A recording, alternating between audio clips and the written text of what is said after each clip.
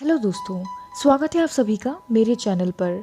आज हम एक्सप्लेन करेंगे नेटफ्लिक्स की एक साइंस फिक्शन सीरीज द ओए के सीजन 2 के चौथे एपिसोड को।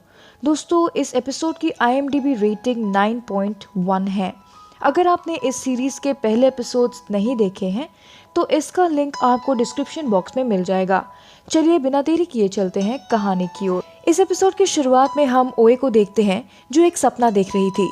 वो देखती है कि वह एक जंगल में उसकी बचपन वाली नीना का पीछा कर रही थी। वह उसके पीछे भागती है और प्रायरी को एक ग्लास का बॉक्स दिखता है जो एक कॉफिन के साइज का था। नीना उससे कहती है कि वह इसके बिना होमर को नहीं ढूंढ सकती। जब प्रायरी अंदर देखती है उसे रेचल की लाश दिखती है। वह उस कॉफिन पर अपना हाथ रखती है और उसे एक वुश की आवाज सुनाई देती है। अचानक रेचल अपनी आंखें खोलती है और वहां से निकलने की कोशिश करती है।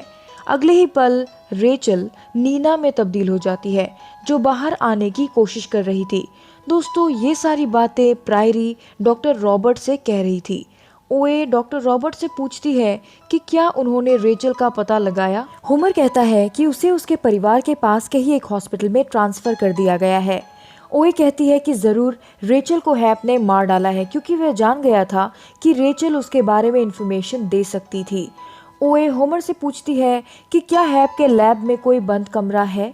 इस पर होमर कोई जवाब नहीं देता क्योंकि वह भी जानता था कि हैप के लैब में ऐसा एक कमरा था। अगले सीन में हम हैप को देखते हैं जो रेचल की बॉडी को जलाने जा रहा था।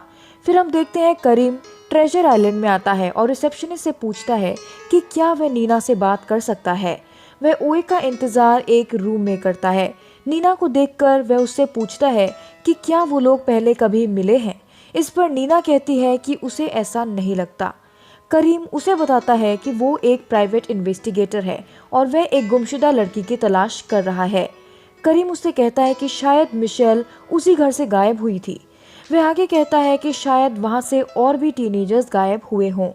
तभी नीना को रेचल की कही हुई बात याद आती है जिसमें उसने इशारों से बताया था कुछ टीनेजर्स और एक घर के बारे में।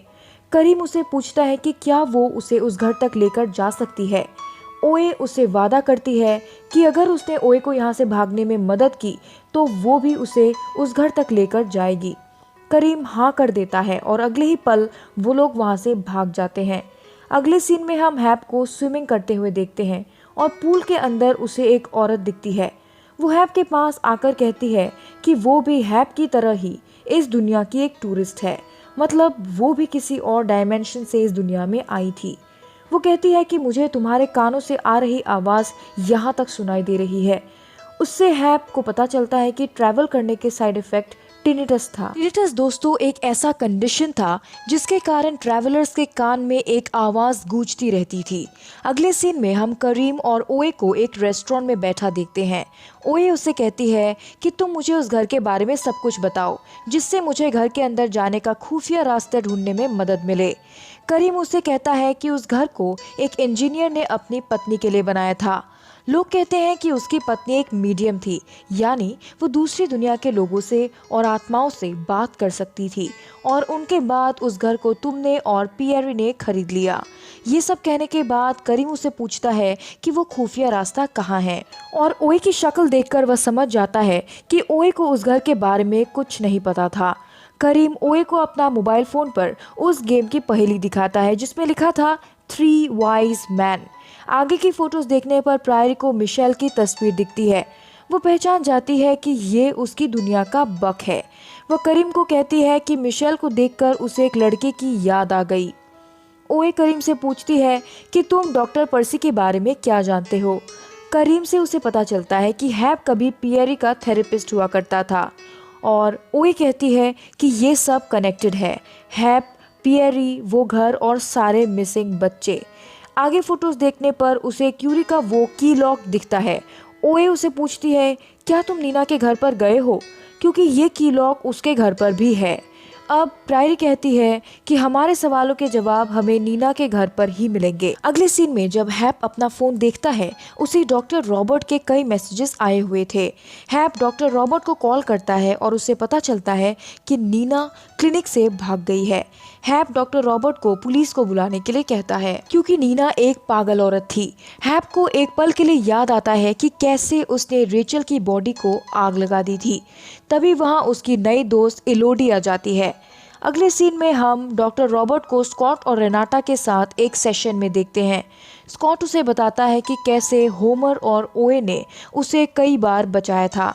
स्कॉट आगे कहता है कि ओए यहाँ से भागी नहीं है, मैं जानता हूँ उसके पास ज़रूर कोई प्लान है, वह ज़रूर लौट कर आएगी क्योंकि वह हार मानने वालों में से थी ही नहीं। अगले सीन में हम करीम और ओए को देखते हैं जो की लॉक खोलने की कोशिश कर रहे थे। ओए कहती है कि मुझे कोई कहानी सुनाओ और करीम उसे एक कहानी सुनाने लगता है। वह अचानक से ओए को की लॉक का नंबर पूछता है और ओए कहती है कि 10, 15, 87। दोस्तों, इस दिन ओए का बर्थडे था और करीम की लॉक पर यही नंबर प्रेस करता है और नीना की अलमारी खुल जाती है। अंदर जाकर उन्हें बहुत सारे टेप्स मिलते हैं।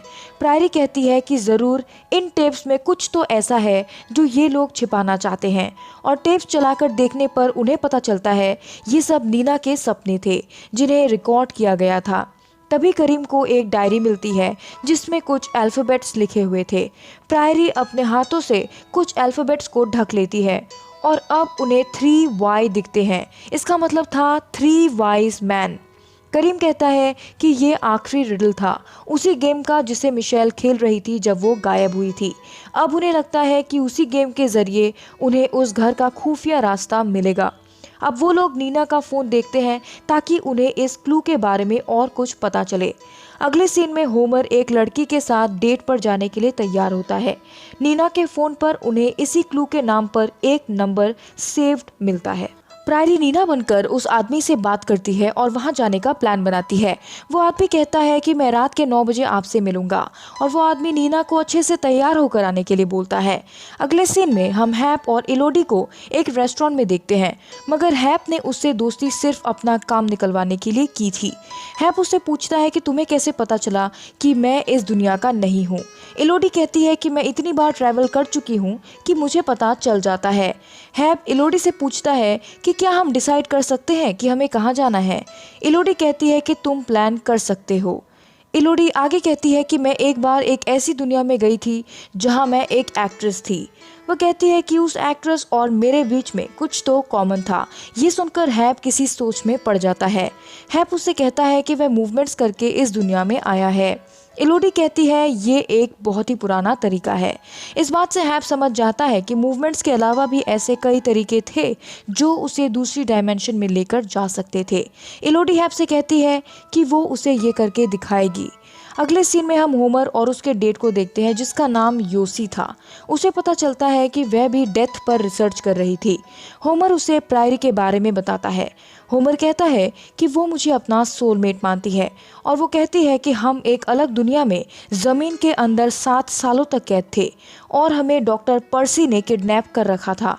और वह उसे एक सी एनिमोन खाकर दिखाता है और कहता है कि वो कहती है कि मैंने ये अपनी एनडीई में खाया था। कहानी के खत्म होते ही होमर के गले में वो सी एनिमोन फंस जाता है और उसे उसकी एनडीई वाला समय याद आ जाता है। अगले सीन में हम ओए को बिल्कुल नीना की तरह ही तैयार देखते हैं। जब करीम उसे देखता है वह कहता है कि मैंने तुम्हें मेरे सपने में देखा था जिसमें मैं स्केटबोर्डिंग कर रहा था और तुम रास्ते के किनारे पर खड़ी थी और तुम्हें देखकर मेरा ध्यान भटक गया था जिसके कारण मैं गिर गया था। अगले सीन में हम करीम और ओए को गाड़ी में देखते हैं। ओए उसे पूछती है कि तुमने जो कहानी सुनाई वो तुम्हारी है ना। हमें पता चलता है कि करीम और मो 7 सालों तक साथ थे, मगर क्योंकि मो को बच्चा चाहिए था इसलिए वो दोनों अलग हो गए। दोस्तों, हमें नहीं पता कि मो के पेट में जो बच्चा है वो किसका है। वो लोग उस जगह पहुंचते हैं और उन्हें पता चलता है कि यह एक क्लब है। अंदर घुसने पर उसे बहुत सारे टेलर्स दिखते हैं।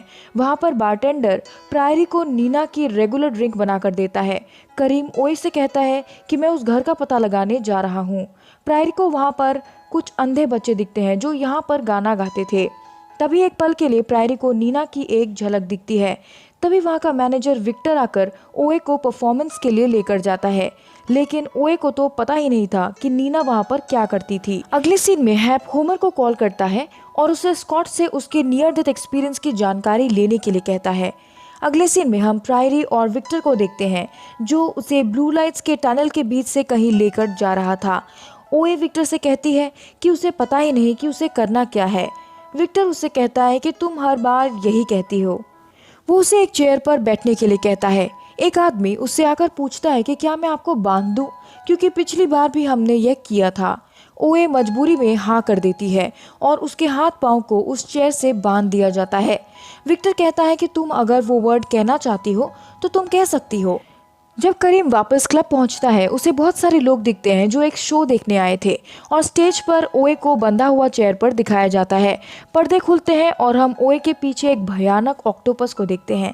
ऑक्टोपस अपनी बाहें फैलाकर ओए के हाथों को जकड़ लेता है।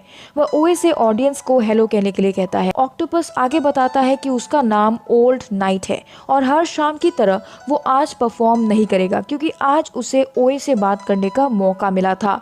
वह ओए से कहता है कि सबको बताओ कि तुम कौन हो। वह ओए से कहता है कि मुझे तुम्हें 37 सेकंड्स के लिए मारना पड़ेगा, क्योंकि मैं तुम्हें कुछ दिखाना चाहता हूँ।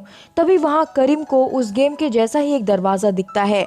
ओल्ड नाइट कहता है कि उसने हर दुनिया में तुम्हारे भाई को भेजा ताकि वो तुम्हारी मदद कर सके और तुम्हें सुरक्षित रख सके। ओए को ओल्ड नाइट 37 सेकंड्स के लिए मार डालता है। ओए नियर डेथ एक्सपीरियंस करती है और खुद को एक एयरक्राफ्ट पर पाती है। वहाँ उसे एक औरत दिखती है, लेकिन इससे पहले कि ओए उसका चेहरा देखती, वो अपने नियर डेथ एक्सपीरियंस से वापस आ जाती है। हम देखते हैं कि करीम ने ओल्ड नाइट को मार डाला था और करीम ओए को बचा लेता है। अगले सीन में हम हैप और इलोडी को साथ में देखते हैं। इलोडी बताती है कि दूसरी दुनिया में जाने के लिए ताकत विल यानी चाह से आती है। हैप समझ जाता है कि इसका मतलब यह है कि होमर मरा नहीं, बल्कि अभी भी डॉक्टर रॉबर्ट के अंदर जिंदा है।